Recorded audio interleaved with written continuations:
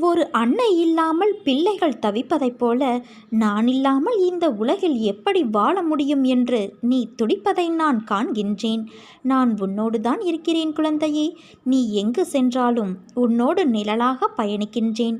உன்னுடைய அடுத்த கட்ட பயணங்கள் குறித்து நீ பேசுவதை கேட்டுக்கொண்டுதான் இருக்கின்றேன். அதிலும் நான் உனக்கு துணையாக இருப்பேன். எந்த ஒரு முடிவையும் தைரியமாக எடு. உன்னோடு உன் அன்னையான நான் இருக்கிறேன். சோதனைகளின் பலனாக கிடைத்த அடக்கமும் பணிவும் அதிகமாகின்றன. சோதிக்கப்பட்ட மனிதன் பிறகு பலருடைய மரியாதைக்கும் உரியவனாகின்றான். அதனால்தான் நல்லவனை மிக நல்லவனாக்குவதற்கு வேதனைகளையும் சோதனைகளையும் இறைவன் தொடர்ந்து வழங்குகின்றான்.